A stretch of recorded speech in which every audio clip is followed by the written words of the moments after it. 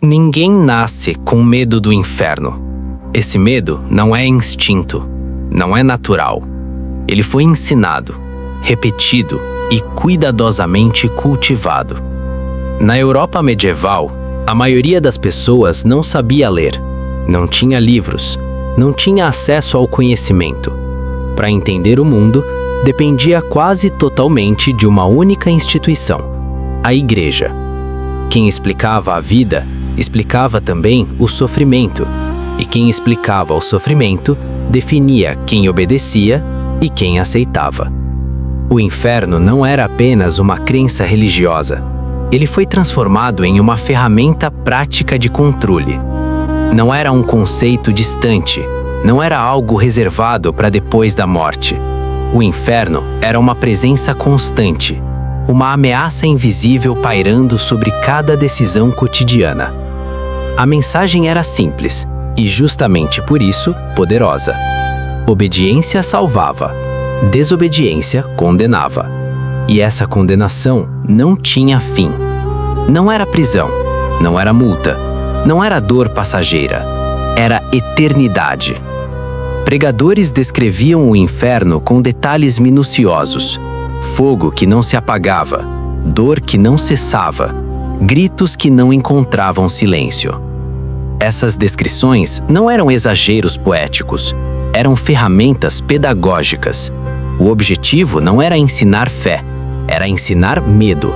E o medo funcionava melhor quando não havia escolha. Esse medo não ficava restrito às paredes da igreja. Ele atravessava a semana inteira.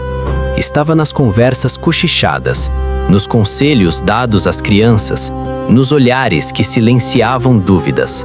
As pessoas aprendiam a se vigiar, não porque alguém estivesse observando, mas porque acreditavam que alguém sempre estava. O controle deixava de ser externo, passava a morar dentro. Esse sistema atingia, acima de tudo, os mais pobres. Camponeses, servos, trabalhadores sem terra viviam com pouco alimento, pouca segurança e nenhuma margem para erro.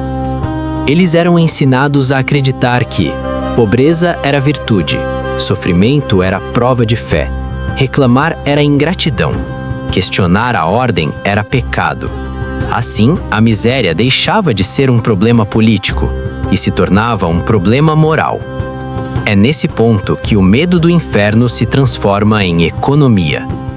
O medo do inferno funcionava como um imposto invisível.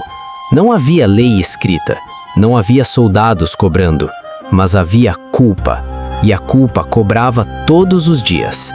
Mesmo passando fome, pessoas entregavam moedas, entregavam comida, entregavam trabalho, não porque tinham sobra, mas porque tinham medo. Negar podia custar a alma. Na prática, isso criava um sistema econômico silencioso. Riqueza saía das mãos de quem quase não tinha e se concentrava em instituições que não produziam alimento, não plantavam, não colhiam, mas controlavam o significado da vida e da morte.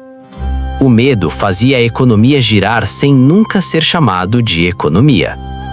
Mas talvez o aspecto mais cruel desse sistema não fosse o que ele tirava das pessoas, era o que ele impedia.